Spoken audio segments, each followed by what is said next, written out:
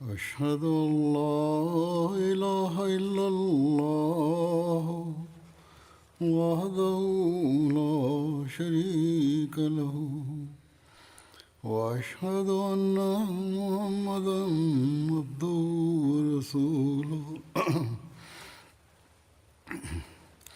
أما بعد فأعوذ بالله من الشيطان الرجيم بسم الله الرحمن الرحيم الحمد لله رب العالمين الرحمن الرحيم مالك يوم الدين إياك نعبد وإياك نستعين اهدنا الصراط المستقيم صراط الذين أنعمت عليهم غير المغضوب عليهم ولا الضالين. हज़रत अक़दस मसीह मऊद अलैहिस्सलातु वस्सलाम क़ुरान शरीफ़ जा फैज़ बयानु फ़रमाईंदे हिकिड़े हंधि फ़रमाइनि था त इन जे फैज़नि ऐं बरकतुनि जो दर हमेशह जारी आहे ऐं उहो हर ज़माने में ओड़ी तरह नुमायां ऐं दरख़्शान आहे जीअं पाण सॻोरन सल्लल्लाहु अलैहि वसल्लम जे वक़्त में हो। वरी पाण फ़रमाइनि था हीउ सच आहे त अक्सर मुस्लमाननि क़ुरान शरीफ़ खे छॾे ॾिनो आहे, पर पोइ बि क़ुरान शरीफ़ जा नूर ऐं बरकतूं ऐं उन जा असर हमेशह ज़िंदह ऐं ताज़ा ऐं सजर आहिनि। जीअं त मां हिन वक़्तु इन सबूत जे लाइ मोकिलियो वियो आहियां ऐं अलाह ताला हमेशह पंहिंजे पंहिंजे वक़्त ते पंहिंजे ॿाननि खे पंहिंजी हिमायत ऐं ताईद जे लाइ मोकिलींदो रहियो आहे, छो त उन वाइदो फ़रमायो हो त इन्ना नहनु नज़्ज़लना ज़िक्र व इन्ना लहू लहाफ़िज़ून। माना त बेशक असां इन ज़िक्र माना त क़ुरान शरीफ़ खे नाज़िल कयो आहे ऐं असां ई उन जा मुहाफ़िज़ आहियूं। सो हिन ज़माने में अल्लाह ताला पाण सॻोरन सल्लल्लाहु अलैहि वसल्लम जे सचे ग़ुलाम खे क़ुरान शरीफ़ जी इशाअत जे लाइ मोकिलियो आहे, क़ुरान शरीफ़ जी हिफ़ाज़त जे लाइ मोकिलियो आहे। खेनि उहे मारिफ़ सेखारिया अथई जेके माण्हुनि खां ॻुझा हुआ। संदन ज़रिए क़ुरान शरीफ़ जे फैज़ जो हिकिड़ो चश्मो जारी फ़रमायो अथई। पाण त आया ई क़ुरान शरीफ़ जी हुकूमत खे दुनिया में क़ाइमु करण जे लाइ आहिनि, पर बदकिस्मती सां नाम निहाद आलिमनि संदन दावा जी शुरू खां ई संदन मुखालफ़त पंहिंजो मक़सदु बणाए छॾियो आहे ऐं को दलील ऐं अक़ुल जी ॻाल्हि ॿुधणु नथा चाहिनि ऐं अवामुन्नास खे बि गुमराह कनि पिया था। पाण त इल्म ऐं मार्फत खां नाबलद आहिनि, अणॼाण आहिनि, पर जंहिंखे ख़ुदा ताला इन कम जे लाइ मोकिलियो आहे उन जे रस्ते में रंडकूं विझण जी कोशिशि कंदा रहनि था ऐं इन खे ही माण्हू क़ुरान शरीफ़ जी ख़िदमत सम्झनि था। पाकिस्तान में वक़्तनि बवक़्तनि हिननि आलिमनि खे ओभर उथंदो रहंदो आहे ऐं इन्हनि सां गॾु पोइ के सस्ती शोहरत हासिलु करण वारा सियासतदान ऐं सरकारी अहलकार बि रलिजी वेंदा आहिनि ऐं अहमदीन खे मुख़्तलिफ़ बहाननि सां ज़ुल्मनि जो निशानो बणायो वेंदो आहे। गुज़िरियल कुझु वक़्त खां वरी ई माण्हू बेबुनियाद केस क़ुरान जी तहरीफ़ ऐं तौहीन जा अहमदीन ते ठाहिण जी कोशिश में लॻा पिया आहिनि। अलाह ताला हिननि जे शर खां बचाए ऐं जन अहमदनि खे इन ग़लति ऐं ज़ालमाणे इल्ज़ाम में हिननि पकड़ियो आहे, उन्हनि जी जल्द आज़ादी जा बि अलाह ताला सामान पैदा फ़रमाए। बहरहाल जहिड़ो की मूं चयो त हिन ज़माने में हज़रत मसीह मऊद अलैहिस्सलाम जी तालीम जी रोशनी आहे, जंहिं मां क़ुर शरीफ़ जे इल्मनि ऐं मारिफ़ जो पतो पए थो। ऐं जमायत अहमदिया ई आहे जेका हिन कम खे दुनिया में सर अंजाम ॾिए पई थी। हज़रत मसीह मऊद अलैहिस्सलाम असांखे क़ुर शरीफ़ जी अज़मत ऐं अहमियत, मक़ाम ऐं मर्तबे जे बारे में पंहिंजे इरशादनि ऐं तसनीफ़ुनि में जेको इरफ़ान बयानु फ़रमायो आहे ऐं अता फ़रमायो आहे, उहो मां अॼु बयानु कंदुसि। हज़रत मसीह मऊद अलैहिस्सलाम हिकिड़े हंधि क़ुर शरीफ़ जी कामिल ऐं मुकमिल तालीम हुअण जे बारे में ज़िक्र कंदे फ़रमाइनि था त मुंहिंजो मज़हब इहो ई आहे त क़ुर पंहिंजी तालीम में कामिल आहे ऐं का सदाकत इन खां ॿाहिरि न आहे, छो त अल्लाह जल शानहू फ़रमाए थो त व नज़लना अलैकल किताब तिबयानल लिकुल्लि शइ, माना त असां तो ते उहो किताबु लाथो आहे जंहिंमें हर हिकु शइ जो बयानु आहे। ऐं वरी फ़रमाए थो मा फ़रतना फ़िल किताबे मिन शइ, माना त असां हिन किताब खां का शइ ॿाहिरि नाहे रखी। पर इन सां गॾु फ़रमाइनि था त इन सां गॾु हीअ बि मुंहिंजो एतिक़ादु आहे त क़ुर शरीफ़ मां सभिनी दीनी मसइलनि जो इस्तिख़राज ऐं इस्तेमालु करणु ऐं उन जे मुजमलात जे सही तफ़सीलनि ते अलाह ताला जे मक़सद मुताबिक़ क़ादिर हुअणु हर हिकु मुजतहिद ऐं मुला जो कमु नाहे। हर हिक खे इन जो मलको नाहे ॾिनो वियो त इन जो तफ़सील ऐं तफ़सीर बयानु करे ऐं गहराई में वञी इन जे इल्म इरफ़ान जे मोतियुनि खे कढी आणे। ऐं पर फ़रमाइनि था त ऐं पर हीउ ख़ासि तौर ते उन्हनि जो कमु आहे जंहिंजी अलाह ताला जी वही सां नबूअत तौरु या विलायत उज़मा तौरु मदद कई वई हुजे। सो अहिड़नि माण्हुनि जे लाइ जेके क़ुरानी मारिफ़तुनि जे इस्तिख़राज ऐं इस्तेमाल ते बइलत ग़ैर मुलम हुअण जे क़ादिर नथा थी सघनि, इहा ई सिधी वाट आहे त हू बग़ैर कसद क़ुर जे इस्तिख़राज ऐं इस्तेमाल जे उन्हनि सभिनी तालीमात खे जेके सुनन मुतवारसा मुतआमला जे ज़रिए सां मिलियूं आहिनि बिला तामुल ऐं तवक़ुफ़ क़बूल करे वठनि। केतिरा ई मुफ़सिर उन्हनि जे लाइ हीअ माण्हू जेके जिन खे अलाह ताला सलाहियत ई नाहे ॾिनी, इल्म ई नाहे ॾिनो, इरफ़ान ई नाहे ॾिनो, उन्हनि जो हीउ कमु आहे त जेके पुराणा अॻूणा मुफ़सिर आहिनि, बुज़ुर्ग आहिनि, जेके तक़वा ते हलण वारा माण्हू हुआ, असांजा पुराणा इमाम आहिनि जिन ते मुख़्तलिफ़ जन पंहिंजा पंहिंजा या तफ़सीर जन लिखिया आहिनि, उन्हनि खे साम्हूं रखनि, उन्हनि ते अमल कनि ऐं जेको ज़ाहिरी क़ुर शरीफ़ जो इल्मु जेतिरो आहे उन ते अमल करण जी कोशिशि कनि, बजाए इन जे जो पंहिंजे तौर ते ग़लति क़िस्म जा नुक़्ता कंदा रहनि। फ़रमाइनि था ऐं जेके माण्हू विलायत जी वही जी रोशनी सां मुनवर आहिनि ऐं इल्ल मुतहरून जे ग्रोह में दाख़िल आहिनि, उन्हनि सां बेशक आदतुल्ला इहा ई आहे त हू वक़्तनि ब वक़्तनि दक़ाइक़ मख़फ़िया क़ुर जा उन्हनि ते खोलींदो रहंदो आहे। जेके अलाह ताला जा ख़ासि माना आहिनि, अलाह ताला उन्हनि ते क़ुर शरीफ़ जा गहरा इल्म खोलींदो रहंदो आहे ऐं हीअ ॻाल्हि उन्हनि ते साबित करे छॾींदो आहे त का वाधारी तालीम पाण सॻोरन सल्लल्लाहु अलैहि वसल्लम हरगिज़ नाहे ॾिनी। के माण्हू चवंदा आहिनि त साईं हदीस जेका आहे उहा उन में हीअ फ़रमायो वियो आहे, हीअ फ़रमायो वियो आहे, पर अलाह ताला जॾहिं इल्मु ऐं इरफ़ान अता फ़रमाईंदो आहे क़ुर शरीफ़ जो, त उन मां पतो लॻंदो आहे त पाण सॻोरन सल्लल्लाहु अलैहि वसल्लम का ॻाल्हि क़ुर शरीफ़ खां ॿाहिरि नाहे कई। फ़रमाइनि था ऐं पर सही हदीसुनि में मुजमलात ऐं इरशाद क़ुर शरीफ़ जो तफ़सील आहे, सो उनखे माणण सां क़ुर शरीफ़ जो एजाज़ उन्हनि ते खुली वेंदो आहे। हदीसूं आहिनि, उन्हनि में के अहिड़ा इशारा मिलंदा आहिनि जिन मां किन आयतुनि जो तफ़सील मिले थो ऐं क़ुर शरीफ़ जो मज़मून उन्हनि ते अञा वधीक खुले थो। ऐं फ़रमाइनि था ऐं पिणु हिननि आयात बैनात जी सचाई उन्हनि ते रोशन थी वेंदी आहे, जेको अलाह जल शानो फ़रमाए थो त क़ुर शरीफ़ खां का शइ ॿाहिरि नाहे।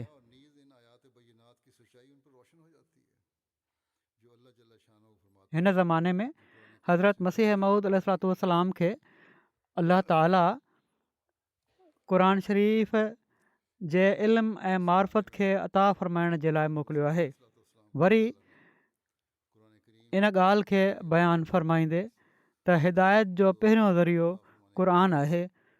हज़रत मसीह मऊद अलैहिस्सलाम फ़रमाइनि था, मुंहिंजो मज़हब हीअ आहे त 3 शयूं आहिनि जेके तव्हांजी हिदायत जे लाइ ख़ुदा तव्हांखे ॾिनियूं आहिनि।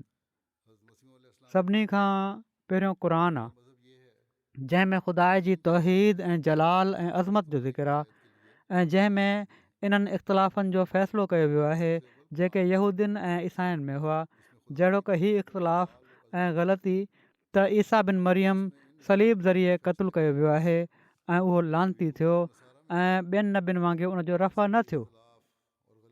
हीउ यहूदियुनि जो नज़रियो आहे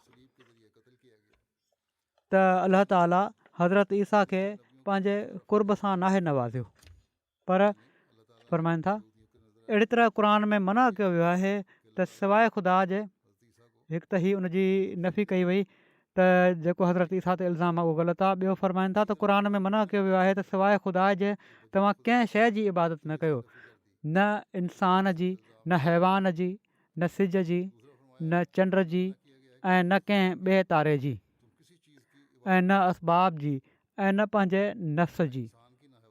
हर क़िस्म जे शिरक खां क़ुर शरीफ़ में अलाह ताला मना फ़रमायो आहे, उनजी तलक़ीन फ़रमाई आहे ऐं तमामु खुली करे फ़रमाई अथई। सो तव्हां होशियारु रहो ऐं ख़ुदा जी तालीम ऐं क़ुर जी हिदायत जे बरख़िलाफ़ हिकु विख बि न खणो। मां तव्हांखे सच चवां थो त जेको शख़्स क़ुर जे 700 हुकुमनि मां हिकिड़े नंढड़े हुकुम खे बि टारे थो, हू निजात जो दरवाज़ो पंहिंजे हथ सां पाण ते बंदि थो करे। हक़ीक़ी ऐं कामिल निजात जूं वाटूं क़ुर खोलियूं ऐं बाक़ी सभु उन जा ज़िल हुआ। सो तव्हां क़ुर खे तदबुर सां पढ़ो, क़ुर खे तदबुर सां पढ़ो ऐं उन सां ॾाढो ई प्यारु कयो, अहिड़ो प्यारु जो तव्हां ॿिए कंहिं सां न कयो हुजे, छो त जहिड़ो की ख़ुदा मूंखे मुखातिब करे फ़रमायो आहे। फ़रमाइनि था त मूंखे ख़ुदा मुखातिब करे फ़रमायो आहे इल्हामन त अल ख़ैरो कुल्लुहु फिल क़ुर, त सभु क़िस्म जूं भलायूं क़ुर में आहिनि। इहा ई ॻाल्हि सच आहे। अफ़सोस उन्हनि माण्हुनि ते जेके कंहिं ॿी शइ खे उन ते मुक़दम रखनि था। तव्हांजे समूरे फलाह ऐं निजात जो सरचश्मो क़ुर में आहे। का बि तव्हांजी अहिड़ी दीनी ज़रूरत नाहे जेका क़ुर में नथी मिले। तव्हांजे ईमान जो मुसदिक़ या मुकज़िब क़यामत जे ॾींहुं क़ुर आहे ऐं सवाइ क़ुर जे आसमान हेठि ॿियो को किताबु नाहे जेको क़ुर जे वास्ते खां बग़ैर तव्हांखे हिदायत ॾेई सघे, जेको क़ुर जे वास्ते खां बग़ैर तव्हांखे हिदायत ॾेई सघे। क़ुर जो वास्तो बहरहाल ज़रूरी आहे हिदायत जे लाइ, दीनी हिदायत जे लाइ। जंहिंजी हीअ तालीम ऐं ख़्याल हुजनि, जेको पंहिंजे मञण वारनि खे अहिड़ी तरह नसीहत करे, छा हू क़ुर शरीफ़ में कंहिं बि क़िस्म जी तारीफ़ करे सघे थो? कुझु त अकुल खां हिननि खे कमु वठणु घुरिजे। वरी पाण फ़रमाइनि था ख़ुदा तव्हां ते वॾो अहसान कयो आहे जो क़ुर जहिड़ो किताबु तव्हांखे इनायत कयो अथई। मां तव्हांखे सच चवां थो त उहो किताबु जेको तव्हां ते पढ़ियो वियो, जेकॾहिं ईसाइनि ते पढ़ियो वञे हा त उहे हलाक न थियनि हा, ऐं हीअ नेमत ऐं हिदायत जेका तव्हांखे ॾिनी वई, जेकॾहिं बजाए तौरात जे यहूदियुनि खे ॾिनी वञे हा त के फ़िरका उन्हनि जा क़यामत खां मुनकिर न थियनि हा। सो इन नेमत जो क़दुरु कयो जेका तव्हांखे ॾिनी वई। हीअ तमामु प्यारी नेमत आहे, हीअ वॾी दौलत आहे। जेकॾहिं क़ुर न अचे हा त सॼी दुनिया हिकिड़े किने लोथड़े वांगुरु हुई, हिकिड़े रत जे लोथड़े वांगुरु हुई। क़ुर उहो किताबु आहे जंहिंजी भेट में सभई हिदायतूं फज़ूल आहिनि। इंजील खे आणण वारो उहो रूहुल क़ुदुस हुयो जेको कबूतर जी शिकिल में ज़ाहिरु थियो, जेको हिकिड़ो ज़ईफ़ ऐं कमज़ोर जानवर आहे। इहो ई चयो वञे थो न त कबूतर जी शिकिल में हज़रत जिब्राईल हज़रत ईसा अलैहिस्सलाम ते आया। फ़रमाइनि था हीअ त कमज़ोर पखी आहे जंहिंखे ॿिली बि पकिड़े सघे थी। तंहिं करे ईसाई ॾींहों ॾींहुं कमज़ोरी जी खॾ में किरंदा विया ऐं रुहानियत उन्हनि में बाक़ी न बची। ऐं हाणे त हीअ हाल आहे त जेके अंग अखर साम्हूं अचनि पिया था त अक्सरियत ईसाइनि जी आहे जेके ईसाइत खां इनकारी थी रहिया आहिनि ऐं ईसाइत खे छॾनि पिया था इन लाइ जो रुहानियत उन्हनि खे नथी पई मिले।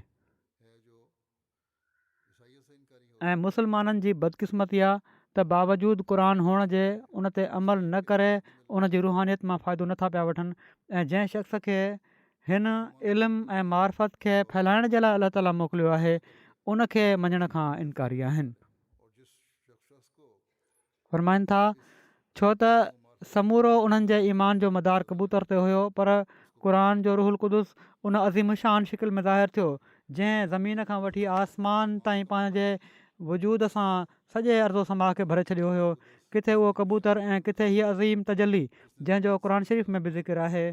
क़ुर हिकिड़े हफ़्ते में इंसान खे पाक करे सघे थो जेकॾहिं सही तरह इन ते अमल कयो वञे उन जे हुकुमनि ते त हिकिड़े हफ़्ते में इंसान खे पाक करे सघे थो जेकॾहिं सूरी ऐं मानवी तौर ते मुंहुं न मोड़ियो वञे त क़ुर तव्हांखे नबियुनि वांगुरु करे सघे थो जेकॾहिं तव्हां पाण न उन खां भॼो।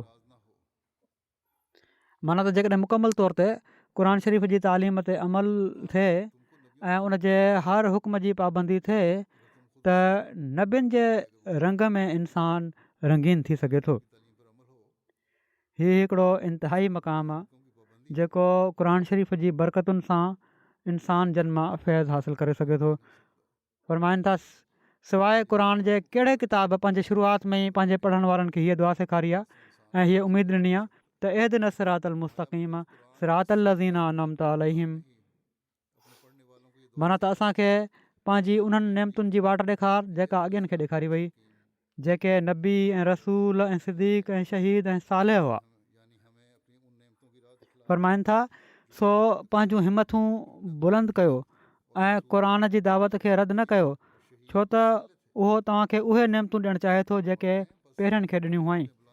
अहिड़ी तरह क़ुर खां पोइ ॿी हिदायत जो ज़रियो पाण फ़रमायो अथनि त सुनत आहे नबी सल्लल्लाहु अलैहि वसल्लम ऐं टियों ज़रियो हदीस आहे छो त उहे काफ़ी वक़्त खां पोइ आयूं केतिरनि सालनि खां पोइ ऐं पर 100 सालनि खां वधीक वक़्त खां पोइ पर शर्त हीअ आहे त हदीसूं क़ुर ऐं सुनत जे बरख़िलाफ़ न हुजनि।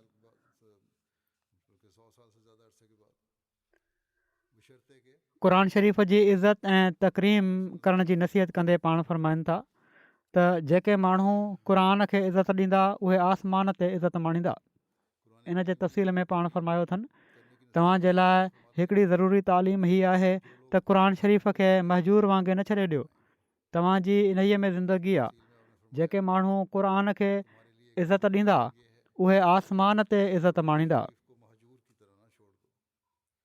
क़ुर शरीफ़ खां बिल्कुलु पासो न करे वञो उन ते अमल करणु बिल्कुलु छॾे ॾियणु ईअं न थिए त बिल्कुलु अमल ई न कयो। इन खे पढ़ो बाक़ाइदगी सां पढ़ो इन जी नसीहतुनि ते अमल कयो छो त जेके माण्हू क़ुर खे इज़त ॾींदा उहे आसमान ते इज़त माणींदा। जेके माण्हू हर हिकु हदीस ऐं हर हिकु कौल ते क़ुर खे मुक़दम रखंदा उन्हनि खे आसमान ते मुक़दम रखियो वेंदो। इंसान ज़ात जे लाइ ज़मीन जे मथाछिरे ते हाणे को किताब न आहे पर क़ुर ऐं सभिनी आदमज़ादनि जे लाइ हाणे को रसूल ऐं शफ़ी न आहे मगर मोहम्मद मुस्तफ़ा सलाहु अलैहि वसलम। सो तव्हां कोशिशि कयो त सची मोहबत हिन जाह जलाल जे नबीअ सां रखो ऐं इन जे ग़ैर खे उन ते कंहिं क़िस्म जी वॾाई न ॾियो त जीअं आसमान ते तव्हां निजात याफ़्ता लिखिया वञो। ऐं यादि रखो त निजात उहा शइ न आहे जेका मरण खां पोइ ज़ाहिर थींदी ऐं पर असुलु निजात उहा आहे जेका हिन दुनिया में पंहिंजी रोशनी ॾेखारींदी आहे। ईमान में अहिड़ी मज़बूती थींदी आहे जो हिन दुनिया में इंसान ते इन जी रोशनी ज़ाहिर थी वेंदी आहे। हर ज़ुल्म जो मुक़ाबिलो करण जे लाइ इंसानु तयारु थी वेंदो आहे। इन जो ताज़ो मिसाल असांखे कुझु ॾींहं अॻु असांजे बुर्किना फासो जे शहीद भाइरनि में मिले थो। पाण फ़रमाइनि था निजात याफ़्ता केरु आहे उहो जेको यकीन रखे थो त ख़ुदा सच आहे ऐं मोहम्मद सलाहु वसलम उन में ऐं सॼी मख़लूक में विचोला शफ़ी आहिनि ऐं आसमान हेठि न उन जे रुतबे जहिड़ो को ॿियो रसूल आहे ऐं न क़ुर जे रुतबे बराबरि को ॿियो किताबु आहे ऐं कंहिंजे लाइ ख़ुदा नाहे चयो त हू हमेशह ज़िंदा रहे पर हीउ बरगुज़ीदा नबी हमेशह जे लाइ ज़िंदा आहे। हिकिड़ो ॿियो इल्ज़ाम जेको आहे उनजो बि रद्द करे छॾियऊं त असां नौज़ बिल्ला पाण सॻोरनि सलम जी तौहीन कयूं था। वरी क़ुर शरीफ़ जे ख़ातमुल कुतुब हुअण जे बारे में पाण फ़रमाइनि था त पाण सॻोरा सलाहु वसलम ख़ातमुन नबीन आहिनि ऐं क़ुर शरीफ़ ख़ातमुल कुतुब आहे। हाणे को ॿियो कलमो या का ॿी निमाज़ नथी थी सघे जेको कुझु पाण सॻोरनि सलाहु वसलम फ़रमायो आहे या करे ॾेखारियो आहे ऐं जेको कुझु क़ुर शरीफ़ में आहे उनखे छॾे करे निजात नथी मिली सघे। जेको उनखे छॾींदो उहो जहनुम में वेंदो। हीउ असांजो मज़हब ऐं अक़ीदो आहे। पर इन सां गॾु हीअ बि यादि रखणु घुरिजे त हिन उमत जे लाइ मुखातबात ऐं मुकालमात जो दरवाज़ो खुलियलु आहे। अलाह ताला कलाम कंदो आहे, मुखातिबु थींदो आहे, हीउ दर खुलियलु आहे, बंदि नाहे थी वियो। ऐं हीउ दरवाज़ो ॼण त क़ुर शरीफ़ जी सचाई ऐं पाण सॻोरनि सलाहु वसलम जी सचाई ते हर वक़्तु ताज़ी शाहिदी आहे। ऐं इन जे लाइ ख़ुदा ताला सूरह फ़ातिहा में ई हीअ दुआ सेखारी आहे त इहदिन सिरात अल मुस्तक़ीम सिरात लज़ीना अनअमत अलैहिम त इहदिन सिरात अल मुस्तक़ीम सिरात लज़ीना अनअमत अलैहिम फ़रमाइनि था त अनअमत अलैहिम जी वाट जे लाइ जेका दुआ सेखारी अथई फ़रमाइनि था त अनअमत अलैहिम जी वाट जे लाइ जेका दुआ सेखारी अथई त इन में नबी सॻोरनि अलैहिस्सलाम जे कमालनि जे हुसूल जो इशारो आहे।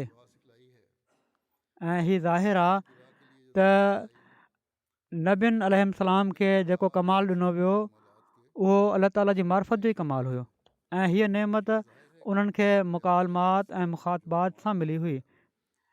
इन ई जा तव्हां बि ख़्वाहिशमंद रहो। सो हिन नेमत जे लाइ हीअ सोचियो त क़ुर शरीफ़ त हिन दुआ जी त हिदायत करे थो पर इन जो समर कुझु बि न। इन जो समर कुझु बि न आहे या इन उमत जे कंहिं माण्हू खे बि शर्फ़ नथो मिली सघे। हिकु त हीअ दुआ कयो था, अलाह ताला त चए थो त तव्हां सभई दुआ कयो त जेके इन मक़ाम ताईं पहुता आहिनि उन्हनि खे हीअ मक़ाम मिली सघनि था। पर पाण फ़रमाइनि था त अजीब हालत आहे मुस्लमाननि जी त अलाह ताला त हीअ दुआ सेखारी आहे ऐं पोइ हीअ था चवनि त कंहिं हिकिड़े शख़्स खे बि किथे हीअ त केतिरनि खे मिले हिकु शख़्स खे बि नथो मिली सघे। हिकु शख़्स बि अहिड़ो न आहे उमत में जंहिंखे हीअ मक़ाम मिली सघे। फ़रमाइनि था ऐं क़यामत ताईं जे लाइ हीउ दरवाज़ो बंदि थी वियो आहे हिननि माण्हुनि जे वेझो। ॿुधायो इन सां इस्लाम ऐं पाण सॻोरनि सलाहु वसलम जी हथक साबित थींदी या कोई का ख़ूबी साबित थींदी? इल्ज़ाम त असां ते हणो था। हाणे तव्हां ॿुधायो त तव्हां जेके दर बंदि कयो पिया था अलाह ताला जी दुआ सेखारियल आहे उनजे बावजूदु दर बंदि कयो पिया था। इन जी हथक जा मुर्तकिब केरु थी रहिया आहिनि, तव्हां या असां? फ़रमाइनि था मां सच सच चवां थो त जेको शख़्स हीअ एतिक़ाद रखे थो उहो इस्लाम खे बदनाम थो करे ऐं उन शरीयत जे मग़ज़ खे सम्झो ई न आहे। इस्लाम जे मक़सदनि मां त हीअ अमर हुयो त इंसानु सिर्फ़ु ज़ुबान सां ई वहदहू ला शरीक न चए ऐं पर दर हक़ीक़त सम्झी वठे ऐं बेहिश्त ऐं दोज़ख ते ख़्याली ईमान न हुजे ऐं पर फ़िल हक़ीक़त हिन ई ज़िंदगी में उनखे बेहिश्ती कैफ़ियतुनि जी ख़बर मिली वञे। अहिड़ियूं नेकियूं हुजनि जो हीअ ज़िंदगी बि जन्नत बणिजी वञे ऐं उन्हनि गुनाहनि खां जिन में वहशी इंसान मुब्तला आहिनि निजात हासिलु करे वठे। फ़रमाइनि था हीअ अज़ीम शान मक़सदु इस्लाम जो हुयो ऐं आहे ऐं हीअ अहिड़ो पाक मुतहर मक़सदु आहे जो का ॿी क़ौम इन जो मिसाल पंहिंजे मज़हब में पेश नथी करे सघे ऐं न इन जो नमूनो ॾेखारे सघे थी।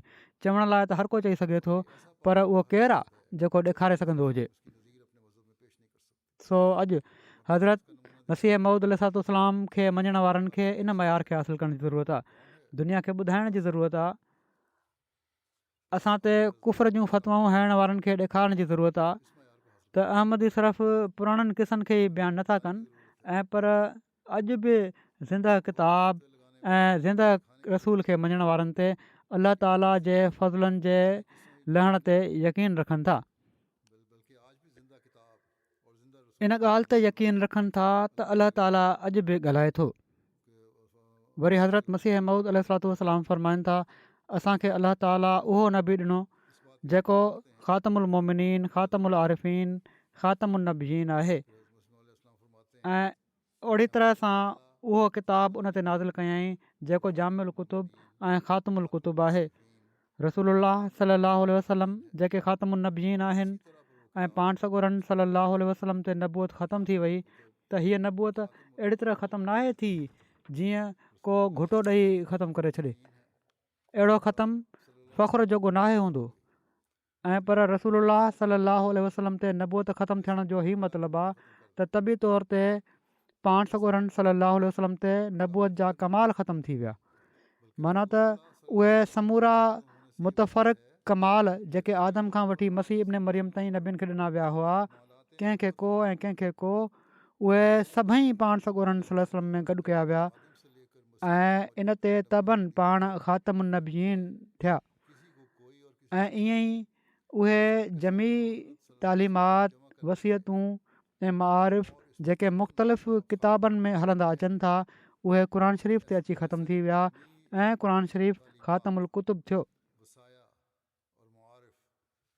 वरी पाण फ़रमाइनि था, ख़ातमुन नबीन जो लफ़्ज़ जेको पाण सॻोरनि सल्लल्लाहु अलैहि वसल्लम जे लाइ ॻाल्हायो वियो आहे, बजाए ख़ुदि चाहे थो ऐं बितब इन ई लफ़्ज़ में ई रखियो वियो आहे त उहो किताबु जेको पाण सॻोरनि सल्लल्लाहु अलैहि वसल्लम ते नाज़िल थियो आहे, उहो बि ख़ातमुल कुतुब हुजे ऐं समूरा कमाल इन में मौजूदु हुजनि। ऐं हक़ीक़त में उहे कमाल उन में मौजूदु आहिनि, छो त कलाम इलाही जे नुज़ूल जो आम क़ाइदो ऐं उसूल हीअ आहे त जेतिरे क़दुरु क़ुवत कुदसी ऐं बातनी कमाल उन शख़्स जो हूंदो आहे जंहिं ते कलाम इलाही नाज़िल थींदो आहे, ओतिरे क़दुरु क़ुवत ऐं शौक़त उन कलाम जी हूंदी आहे। पाण सॻोरनि सल्लल्लाहु अलैहि वसल्लम जी क़ुवत कुदसी ऐं बातनी कमाल छो त आला दर्जे जो हुयो ऐं जंहिंखां वधी करे कंहिं इंसान जो न कॾहिं थियो ऐं न कॾहिं आईंदा थींदो।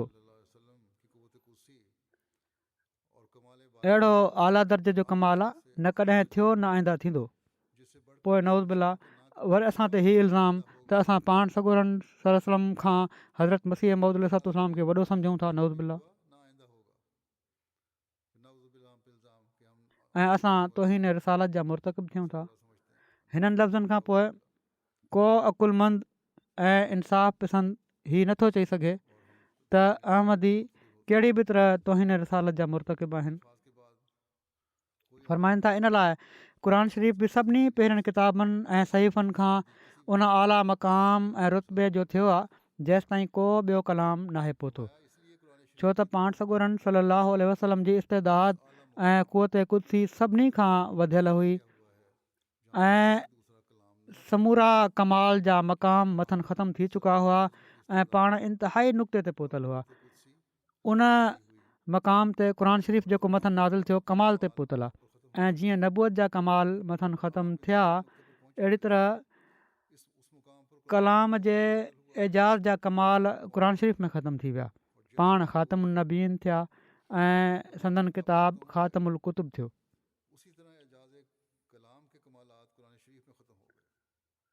फ़रमाइनि था, जेतिरे क़दुरु मर्तबा ऐं सबबु कलाम जे एजाज़ जा थी सघनि था, उन्हनि सभिनी जे एतबार खां संदन किताब इंतिहाई नुक़्ते ते पहुतल आहे। जेको बि मर्तबो हुजे, जेके बि सबबु थी सघनि था कलाम जी वॾाई जा, एजाज़ जा, उहे सभई इन में मौजूदु आहिनि। माना त छा फ़साहत ऐं बलागत जे एतबार खां, छा मज़मूननि जे तरतीब जे एतबार खां, छा तालीम जे एतबार खां, छा तालीम जे कमालनि जे एतबार खां, छा तालीम जे समरनि जे एतबार खां, मक़सदु जंहिं पहलू खां ॾिसो उन ई पहलू खां क़ुर शरीफ़ जो कमाल नज़र अचे थो ऐं उनजो एजाज़ साबित थिए थो। ऐं इहो ई सबबु आहे जो क़ुर शरीफ़ कंहिं ख़ासि मामले जो मिसाल नाहे घुरियो ऐं पर आम तौर ते मिसाल घुरियो अथई। माना त जंहिं पहलू खां वणे मुक़ाबिलो कयो, तोड़े फ़साहत ऐं बलागत जे लिहाज़ खां ख़ासि पहलू न घुरियो अथई। कहिड़ी तरह बि अचो क़ुर शरीफ़ सां मुक़ाबिलो करे वठो क़ुर शरीफ़ में हर क़िस्म जा मज़मून मौजूदु आहिनि। तोड़े फ़साहत ऐं बलागत जे लिहाज़ खां आहे, तोड़े मतिलबनि ऐं मक़सदनि जे लिहाज़ खां आहे, तोड़े तालीम जे लिहाज़ खां आहे, तोड़े पेशगोइनि ऐं ग़ैब जे लिहाज़ खां जेके क़ुर शरीफ़ में मौजूदु आहिनि। मक़सदु कंहिं रंग में ॾिसो हीउ मौजज़ो आहे। वरी हिकिड़ी मजलिस में पाण फ़रमायाऊं, हीअ ॻाल्हि हरगिज़ विसारे छॾणु जोॻी न आहे त क़ुर शरीफ़ जेको ख़ातमुल कुतुब आहे, दरअसल क़िसनि जो मजमूओ न आहे। जिन माण्हुनि पंहिंजी ग़लति ऐं हक़ पोशी जे बिना ते क़ुर शरीफ़ खे क़िसनि जो मजमूओ चयो आहे, उन्हनि हक़ाइक़ शनास फितरत मां हिसो नाहे हासिलु कयो। न त हिन पाक किताब त पहिरियनि क़िसनि खे बि हिकिड़ी फ़िलासफ़ी बणाए छॾियो आहे। जेके क़िसा बयानु थिया आहिनि उहे बि अहिड़ी तरह बयानु कया अथई जो उहा हिकिड़ी फ़िलासफ़ी आहे, उन्हनि में हिकिड़ो सबक़ु आहे, हिकिड़ी गहराई आहे। फ़रमाइनि था ऐं हीउ उनजो अज़ीम अहसान आहे सभिनी किताबनि ऐं नबियुनि ते, त उन्हनि क़िसनि खे बि उन फ़िलासफ़ी बणाए छॾियो। न त अॼु इन्हनि ॻाल्हियुनि ते टोकूं कयूं वञनि हा। ऐं हीअ बि अलाह ताला जो फज़ुलु आहे त हिन इल्मी ज़माने में जॾहिं त मौजूदात आलम जा हक़ाइक़ ऐं ख़वासुल अशिया जा इल्म तरक़ी करनि पिया था, उन आसमानी इल्मनि ऐं कश्फ हक़ाइक़ जे लाइ हिकिड़े सिलसिले खे क़ाइमु कयो आहे। वॾा वॾा इल्मनि जा माहिर पैदा थी रहिया आहिनि, मुख़्तलिफ़ क़िस्म जे साइंस जा मज़मून आहिनि, ॿिया मज़मून आहिनि, दुनिया तरक़ी करे पई थी, वधीक तहक़ीक़ूं थी रहियूं आहिनि, उनजे लाइ सिलसिलो क़ाइमु करे छॾियईं। ऐं इन सिलसिले में इन जो तफ़सीर क़ुर शरीफ़ जे इल्म मां ई इल्मु हासिलु करे, तालीम में ई इल्मु हासिलु करे, पोइ हज़रत मसीह मौद अलैहिस्सलाम उन्हनि सभिनी जो बयानु फ़रमायो आहे त कहिड़ी तरह साइंस ऐं मज़हब में हिकिड़ी यकजाई आहे। फ़रमाइनि था जंहिं हिननि सभिनी ॻाल्हियुनि खे जेके फैज़ अवध जे ज़माने में हिकिड़े मामूली क़िसनि खां वधी करे वक़्त न पियूं रखनि, ऐं उन साइंस जे ज़माने में हिन साइंस जे ज़माने में इन्हनि ते टोकूं थी रहियूं हुयूं, जेको ऊंदाहो ज़मानो हुयो, हिकिड़ो जहालत जो ज़मानो हुयो, एकड़ ॿेकड़ आलिम नज़र अचनि पिया इस्लाम में। उन वक़्तु इन्हनि ॻाल्हियुनि खे उन वक़्तु ई ॻाल्हियूं फैलियल आहिनि। माण्हू खिलंदा हुआ, साइंसदान खिलंदा हुआ त हीअ छा आहे, पर क़ुर शरीफ़ खेनि मोकिले ऐं इन जो तफ़सीर जेको पाण बयानु कयो अथनि, तशरीह जेका बयानु फ़रमाई अथनि, ऐं जहिड़ी तरह इन जो इरफ़ान बयानु फ़रमायो अथनि इल्मी पैराए में। फ़रमाइनि था त इल्मी पैराए में हिकिड़ी फ़िलासफ़ी जी सूरत में पेश करे छॾियईं। मुस्लमाननि खे त अलाह ताला जो शुक्र अदा करणु घुरिजे त उन हिन ज़माने में पंहिंजे वाइदे जे मुताबिक़ क़ुर शरीफ़ जी हक़ीक़ी तालीम खे बयानु करण जे लाइ पंहिंजे फ़िरिस्तादे खे मोकिलियो, जंहिं इस्लाम जी तालीम ते जेके जहालत जा इल्ज़ाम हुआ उन्हनि सभिनी खे ख़तमु करे छॾियो। पोइ क़ुर शरीफ़ ते ईमान ऐं उन जी पैरवी खे पाण केतिरो ज़रूरी ख़्यालु फ़रमाईंदा हुआ, केतिरो ज़रूरी सम्झंदा हुआ, ऐं इन खे ईमान जो हिसो यकीन रखंदा हुआ। इन जो तफ़सील बयानु फ़रमाइनि था, मां क़ुर शरीफ़ ऐं पाण सॻुरनि सल्लल्लाहु अलैहि वसल्लम जी पैरवी खां थोरो बि हेॾे होॾे थियणु बेईमानी सम्झां थो। मुंहिंजो अक़ीदो इहो ई आहे त जेको इन खे थोरो बि छॾींदो उहो जहन्नमी आहे। वरी इन अक़ीदे खे न सिर्फ़ु तक़रीरुनि में फ़रमाइनि था त पोइ हिन अक़ीदे खे न सिर्फ़ु तक़रीरुनि में ऐं पर 60 जे वेझो पंहिंजी तसनीफ़ुनि में वॾी वज़ाहत सां मूं बयानु कयो आहे, ऐं ॾींहुं राति मूंखे इहो ई फ़िक्रु ऐं ख़्यालु रहंदो आहे। पाण फ़रमाईनि था त असांजा मुख़ालिफ़ तकड़ में असां ते कुफ़र जी फ़तवा हणी था छॾनि। जेकॾहिं के ॻाल्हि ॿुधनि था असांजे तरफ़ां त इंसाफ़ जी तक़ाज़ा त हीअ हुई त ख़ुदा ताला जो ख़ौफ़ रखंदे त असां खां पुछनि हा त तव्हां हीअ ॻाल्हि कई आहे या नाहे कई। जेकॾहिं कई अथव त हीअ त इस्लाम जे मुताबिक़ नाहे, इन जी वज़ाहत कर। पर न, फ़रमाइनि था त हिननि खे का बि परवाह कान्हे, सिर्फ़ु कुफ़र जूं फ़तवाऊं हणण ते तयारु वेठा आहिनि। सो असां त जेको बयानु कयो इस्लाम जी ऐं क़ुर जी तालीम जी रोशनी में कयो आहे, ऐं इहो ई असांजो अक़ीदो आहे ऐं इन ई जे मुताबिक़ असीं अमल कंदा आहियूं।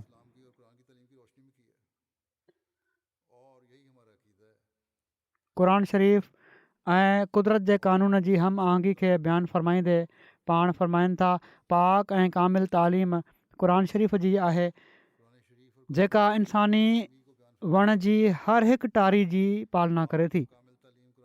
ऐं क़ुर शरीफ़ सिर्फ़ु हिकिड़े पहलू ते ज़ोर नथो विझे, ऐं पर कॾहिं त अफ़व ऐं दरगुज़र जी तालीम ॾिए थो, पर इन शर्त सां त अफ़व करणु मसलियत मूजिबि हुजे, ऐं कॾहिं मौक़े महल मुताबिक़ ॾोहारी खे सज़ा ॾियण जे लाइ फ़रमाए थो,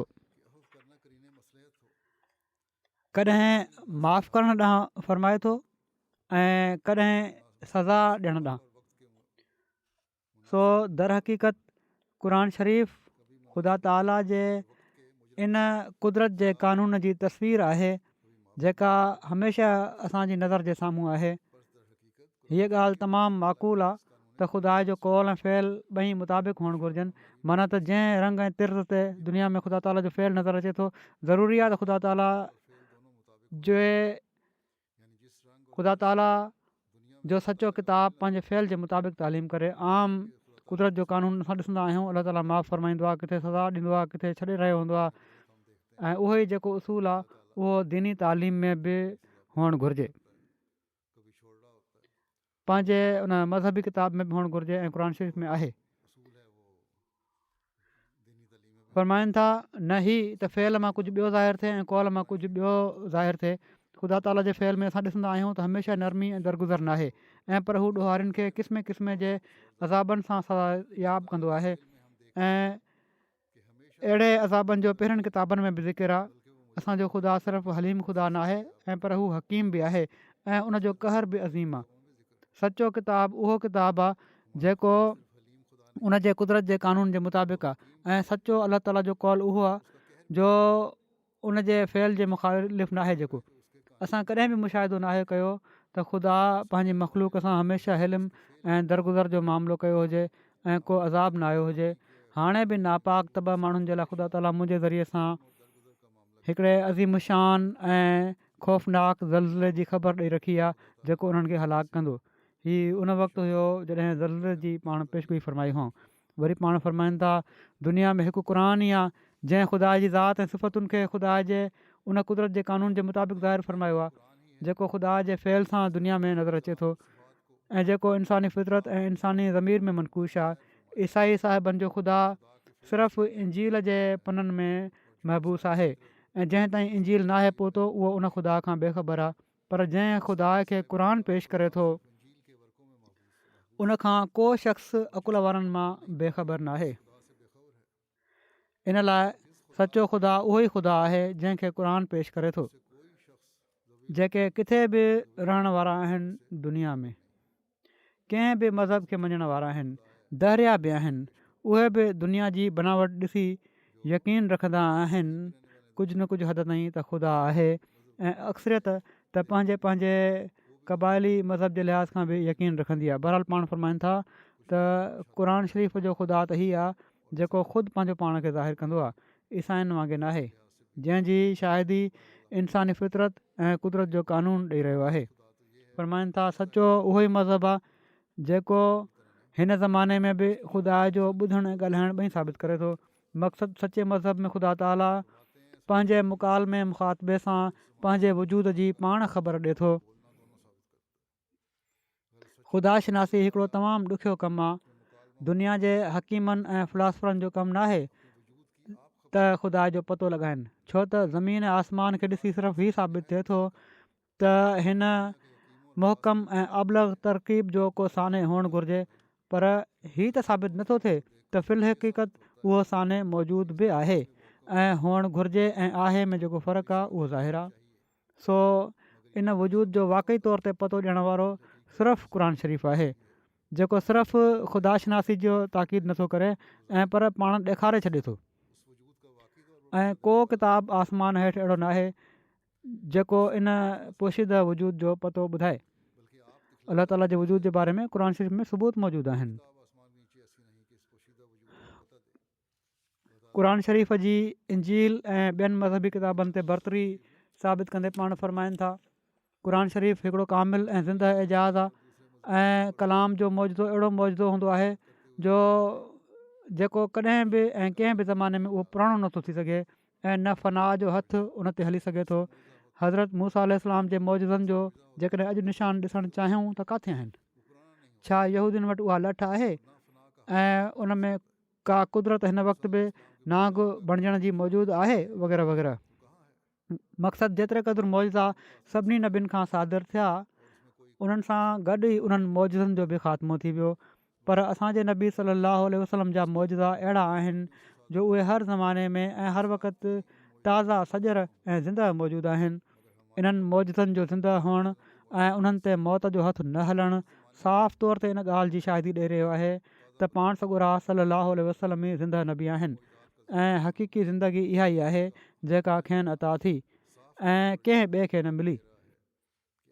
संदन तालीम इन लाइ ज़िंदह तालीम आहे जो इन जा समर ऐं बरकतूं हिन वक़्तु बि उअं ई मौजूदु आहिनि जीअं अॼु खां 1300 साल पहिरियां मौजूदु हुयूं। ॿी का तालीम असांजे साम्हूं हिन वक़्तु अहिड़ी कान्हे जंहिं ते अमल करण वारो हीअ दावा करे सघे त उन जा समर ऐं बरकतूं ऐं फैज़ मूंखे ॾिना विया आहिनि ऐं मां हिकिड़ो आयतुल्ला थी वियो आहियां। पर असां ख़ुदा ताला जे फज़ुल ऐं करम सां क़ुर शरीफ़ जी तालीम जे समरनि ऐं बरकतुनि जो नमूनो हाणे बि मौजूदु ॾिसूं था ऐं उन्हनि सभिनी असरनि ऐं फैज़नि खे जेके नबी करीम सलाहु वसलम जी सची इतबा सां मिलनि था हाणे बि ॾिसूं था। जीअं त ख़ुदा ताला हिन सिलसिले खे इन लाइ क़ाइमु कयो आहे त जीअं हू इस्लाम जी सचाई ते ज़िंदह शाहिद थिए ऐं साबित करे त उहे बरकतूं ऐं असर हिन वक़्तु बि रसूलुल्लाह सल्लल्लाहु अलैहि वसल्लम जी कामिल इतबा सां ज़ाहिर थियनि था जेके 1300 साल पहिरियां ज़ाहिर थींदा हुआ। जीअं त सभई निशान हिन वक़्तु ताईं ज़ाहिर थी चुका आहिनि ऐं हज़रत मसीह मौद इस्लाम पंहिंजे किन किताबनि में हीअ निशान ज़ाहिर बि फ़रमाया आहिनि, लिखी बयानु फ़रमाया आहिनि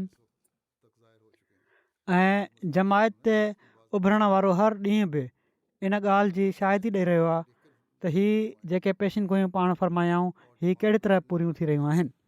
बहरहाल हज़रत मसीह मौद इस्लाम अॻिते फ़रमाइनि था हर क़ौम ऐं हर मज़हब जे सरगरोहनि खे असां दावत ॾिनी आहे त हू असांजे मुक़ाबले में अची पंहिंजी सदाकत जो निशान ॾेखारिनि। पर हिकु बि अहिड़ो नाहे जेको पंहिंजे मज़हब जी सचाई जो को नमूनो अमली तौर ते ॾेखारे। असां ख़ुदा ताला जे कलाम खे कामिल एजाज़ मञूं था ऐं असांजो यकीन ऐं दावा आहे त को ॿियो किताबु इन जे मुक़ाबिल नाहे। मां अला वजहिल बसीरत चवां थो त क़ुर शरीफ़ जो को मामिलो पेश कयो उहो पंहिंजी जॻह ते हिकिड़ो निशान ऐं मौजूदो आहे। मिसाल तौरु तालीम खे ई ॾिसो, उहा हिकिड़ो अज़ीमुशान मौजूदो नज़र अचे थी ऐं हक़ीक़त में मौजूदो आहे। अहिड़े हकीमाणे निज़ाम ऐं फितरी तक़ाज़ाउनि जे मुताबिक़ निकिती आहे जो ॿी तालीम इन जे साम्हूं हरगिज़ मुक़ाबिलो नथी करे सघे। क़ुर शरीफ़ जी तालीम पहिरियुनि सभिनी तालीमुनि जी मुतमिम ऐं मुकमिल आहे। हिन वक़्तु सिर्फ़ु हिकिड़ो पहलू तालीम जो ॾेखारे मां साबित कयां थो त क़ुर शरीफ़ जी तालीम आला दर्जे जी निकिती आहे ऐं मौजूदो आहे। मिसाल तौरु तौरात जी तालीम फ़रमाइनि था त मौजूदा हालात जे लिहाज़ खां चओ या वक़्त जी ज़रूरतुनि जे मुताबिक़ जेका तौरात जी तालीम आहे उनजो सॼो ज़ोर कसास ऐं पलव वठण ते आहे। जीअं अखि जे बदिले में अखि, ॾंद जे बदिले में ॾंदु ऐं बिलमुक़ाबिल इंजील जी तालीम आहे जंहिंजो सॼो ज़ोर अफ़व ऐं सबर ऐं दरगुज़र ते हो ऐं एसि ताईं इन में ताक़ीद कयो वियो त जेकॾहिं को हिकिड़े गिटे ते थप हणे त ॿियो बि हुनजे अॻियां करे छॾियो। हिकु को बेगार वठी वञे त ॿ को हलिया वञो, पहिरियां घुरे त जुबो बि ॾेई छॾियो। अहिड़े तरीक़े सां हर बाब में तौरात ऐं इंजील जी तालीम में हीअ ॻाल्हि नज़र ईंदी त तौरात अफ़राद जो पहलू वठे थो ऐं इंजील तफ़रीत जो। पर क़ुर शरीफ़ हर मौक़े ऐं महल ते हिकमत ऐं वक़्त जी तालीम ॾिए थो।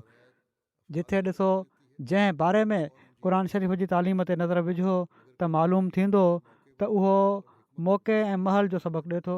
जेतोणीकि असां मञूं था त असुलु तालीम सभिनी जी हिकु ई आहे, पर इन में कंहिं लाइ इनकार जी गुंजाइश कान्हे त तौरात ऐं इंजील मां ॿिन्ही किताबनि हिकु हिकु पहलू ते ज़ोर ॾिनो आहे, पर इंसानी फितरत जी तक़ाज़ा जे मुआफ़िक़ सिर्फ़ु क़ुर शरीफ़ तालीम ॾिनी आहे।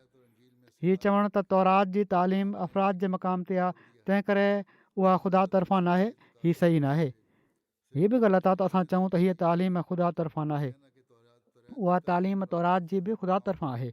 असुलु ॻाल्हि हीअ आहे त हिन वक़्त जी ज़रूरतुनि जे लिहाज़ खां अहिड़ी तालीम बेकार हुई, ऐं छो त तौरात या इंजील मुख़्तसिल मक़ाम क़ानून वांगुरु हुआ।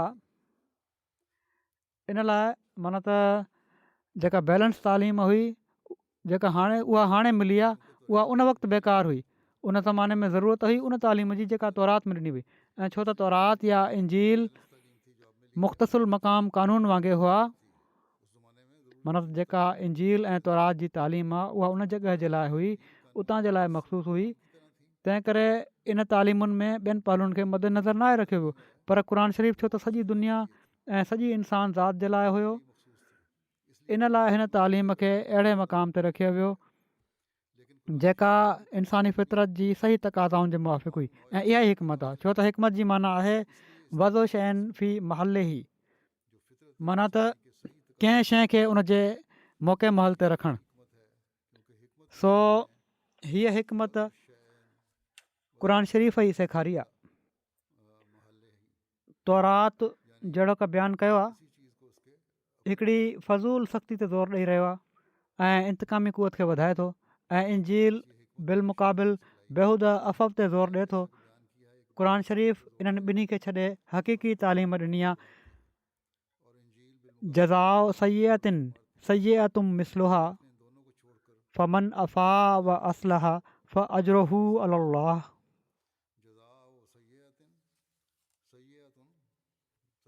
फमन अफ़ा व असलह फ अजरुहु अलल्लाह, माना त बुराई जी जज़ा ओतिरी ई बुराई आहे, पर जेको शख़्स माफ़ु करे छॾे ऐं उन माफ़ु करण में इस्लाह मक़सूद हुजे, उनजो अजुरु उनजे रब वटि आहे। ही जुरत ऐं निशाननि सां क़ुर शरीफ़ जी बरतरी सभिनी दीननि ते साबित करणु संदन उन वक़्तु हुयो जॾहिं उन मुल्क में अंग्रेज़नि जी हुकूमत हुई, चर्च जो ज़ोर हो। पोइ बि खुलियल चैलेंज पाण क़ुर शरीफ़ जी बरतरी जी ॾिनऊं ऐं कंहिं ख़ौफ़ खे वेझो बि अचणु न ॾिनऊं, छो त पाण अलाह ताला जा उहे फ़रिश्तादा हुआ जंहिंखे अलाह ताला हिन ज़माने में पाण सॻोरन सलाहु वसलम जी ग़ुलामी में मोकिलियो आहे, ऐं इन मक़सद जे लाइ मोकिलियो हो त हू तालीम खे फैलाए। ऐं इहा ई शइ असां ॾिसूं था संदन लिटरेचर में ऐं तालीम में, ऐं इन ई शइ खे असीं अॼु जमायत अहमदिया में बि अॻिते फैलायूं पिया था। ऐं जमायत अहमदिया ते इल्ज़ाम हणण वारा हीअ चवनि था त अहमदी क़ुर शरीफ़ जी तहरीफ़ ऐं तौहीन जा मुर्तकिब थी रहिया आहिनि। क़ुर शरीफ़ जी ज़रूरत ऐं अहमियत खे बयानु फ़रमाईंदे पाण फ़रमाइनि था, क़ुर शरीफ़ जे वजूद जी ज़रूरत ते हिकिड़ो वॾो दलील हीअ आहे त पहिरियां समूरा किताब मूसा जे किताब तौरात खां वठी इंजील ताईं हिकिड़ी ख़ासि क़ौम माना त बनी इसराईल खे पंहिंजो मुखातिब करार ॾियनि था ऐं साफ़ ऐं वाज़े लफ़्ज़नि में चवनि था त उन्हनि जूं हिदायतूं आम फ़ाइदे लाइ न आहिनि ऐं पर सिर्फ़ु बनी इसराईल जे वजूद ताईं महदूदु आहिनि। पर क़ुर शरीफ़ जे मद्देनज़र सॼी दुनिया जी इस्लाह आहे ऐं उन जी मुखातिब का ख़ासि क़ौम न आहे, ऐं पर खुलियल तौर ते बयानु फ़रमाए थो त उहो सभिनी इंसाननि जे लाइ नाज़िल थियो आहे ऐं हर हिक जी इस्लाह उनजो मक़सूदु आहे। सो मुखातिबनि जे लिहाज़ खां तौरात जी तालीम ऐं क़ुर जी तालीम में वॾो फ़र्क़ु आहे। मिसाल तौरु तौरात चवे थो त खून न कयो ऐं क़ुर बि चए थो त खून न कयो, ऐं बज़ाहिर क़ुर में इन ई हुकुम जो वर्जा मालूम थिए थो जेको तौरात में अची चुको आहे, पर दरअसल इहो वर्जा नाहे।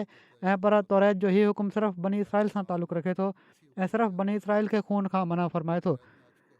ॿियनि सां तौरात खे को सरोकार कोन्हे, पर क़ुर शरीफ़ जो हीउ हुकुम दुनिया सां तालुक़ु रखे थो ऐं सॼी इंसान ज़ात खे नाहक जी खून रेज़ी खां मना फ़रमाए थो।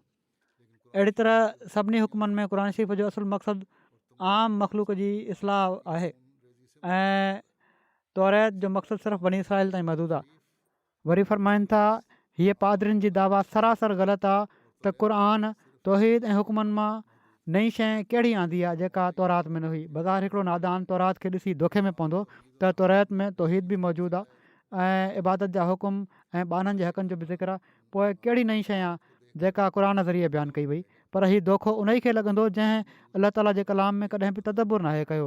वाज़े हुअणु घुरिजे त इलाहियात जो केतिरो ई हिसो अहिड़ो आहे जो तौरात में उनजो नालो निशान कोन्हे। जीअं त तौरात में तौहीद जे बारीक़ मर्तबनि जो किथे बि ज़िक्र कोन्हे।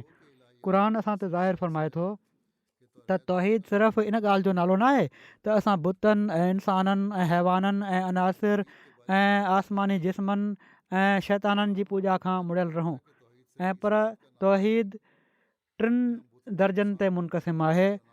पहिरियों दर्जो अवाम जे लाइ माना त उन्हनि जे लाइ जेके ख़ुदा ताला जे गज़ब खां निजात पाइणु चाहिनि था। ॿियो दर्जो ख़वास जे लाइ माना त उन्हनि जे लाइ जेके अवाम जी भेट में वधीक अलाह ताला जे कुर्ब सां ख़ुसूसियत पैदा करणु चाहिनि था। ऐं टियों दर्जो ख़वासुल ख़वास जे लाइ जेके कुर्ब जे कमाल ताईं पहुचणु चाहिनि था। पहिरियों मरतबो तौहीद जो त इहो ई आहे त ग़ैरुल्लाह जी पूॼा न कई वञे ऐं हर हिकु शइ जेका महदूद ऐं मख़लूक मालूम थिए थी तोड़े ज़मीन ते आहे तोड़े आसमान ते उन जी पूॼा खां पासो कयो वञे। ॿियो मरतबो तौहीद जो हीअ आहे त पंहिंजे ऐं ॿियनि जे समूरे कारोबार में मुअसरे हक़ीक़ी ख़ुदा ताला खे सम्झियो वञे ऐं असबाब ते एतिरो ज़ोर न ॾिनो वञे जंहिंसां उहे ख़ुदा ताला जा शरीक थी वञनि। मिसाल तौरु हीअ चवणु त ज़ैद न हुजे हा त मुंहिंजो हीउ नुक़सानु थी वञे हा ऐं बकर न हुजे हा त मां तबाह थी वञा हा। हीअ माण्हुनि ते इन्हिसार जेको आहे हीअ बि शिरक आहे। हीअ तौहीद जे ख़िलाफ़ु आहे। जेकॾहिं हीअ फ़िक्र आहे इन नियत सां चया वञनि त जंहिं मां हक़ीक़ी तौर ते ज़ैद ऐं बकर खे का शइ सम्झियो वञे त हीअ बि शिरक आहे। टियों क़िस्म तौहीद जो हीअ आहे त ख़ुदा ताला जी मोहबत में पंहिंजे नफ़्स जे मक़सदनि खे बि विचां ख़तमु करे छॾणु ऐं पंहिंजे वजूद खे उन जी अज़मत में महव करणु। हीअ तौहीद तौरात में किथे आहे। ईअं ई तौरात में बेहिश्त ऐं दोज़ख जो को बि ज़िक्र नथो मिले ऐं शायदि किथे किथे इशारा हुजनि। ईअं ई तौरात में ख़ुदा ताला जी कामिल सिफ़तुनि जो किथे बि पूरे तौर ते ज़िक्र कोन्हे। जेकॾहिं तौरात में का अहिड़ी सूरत हुजे हा जहिड़ो की क़ुर शरीफ़ में कुल हो अल्लाह अहद अल्लाह समद लम यलिद वलम यूलद वलम यकुल लहू कुफुवन अहद आहे त शायदि ईसाई हिन मख़लूक परस्ती जी बला खां रुकिजी वञनि हा। ईअं ई तौरात हक़नि जे दर्जनि खे पूरे तौर ते बयानु नाहे कयो पर क़ुर हिन तालीम खे बि कमाल ताईं पहुचायो आहे।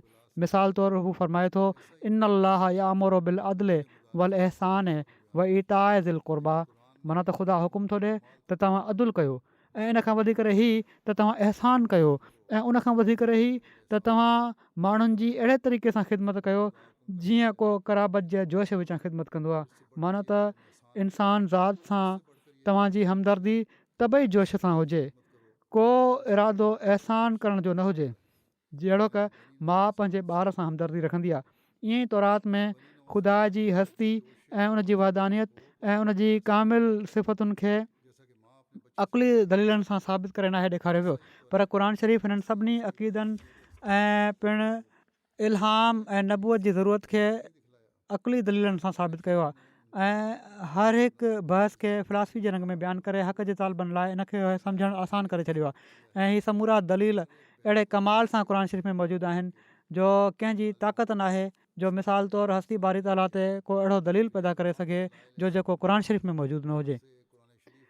इन खां अलावा क़ुर शरीफ़ जे वजूद जी ज़रूरत ते हिकिड़ो वॾो दलील हीअ आहे त पहिरियां समूरा किताब मूसा जे किताब तौरात खां इंजील ताईं हिकिड़ी ख़ासि क़ौम माना त बनी इसराईल खे पंहिंजो मुखातिब करार ॾियनि था ऐं साफ़ ऐं वाज़े लफ़्ज़नि में चवनि था त उन्हनि जूं हिदायतूं आम फ़ाइदे लाइ न आहिनि ऐं पर सिर्फ़ु बनी इसराईल जे वजूद ताईं महदूदु आहिनि।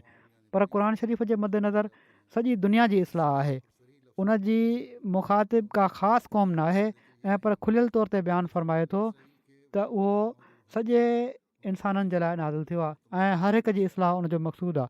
क़ुर शरीफ़ जे फ़ज़ाइल ऐं मक़ाम ऐं मर्तबे ऐं बरतरी ते कुझु ॿिया मुख़्तलिफ़ हवाला आहिनि जेके इनशा आईंदा बयानु थींदा कॾहिं।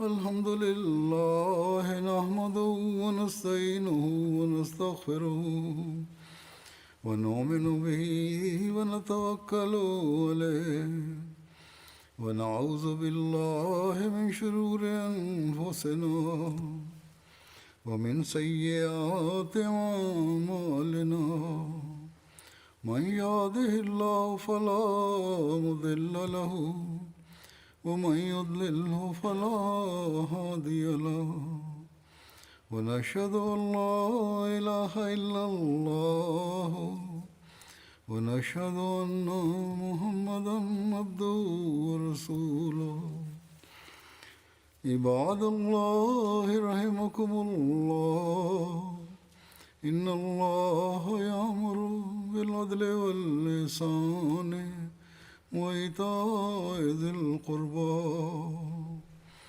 وينهى عن الفحشاء والمنكر والبغي يعظكم لعلكم تذكرون اذكروا الله يذكركم وادعوه يستجب لكم ولذكر الله أكبر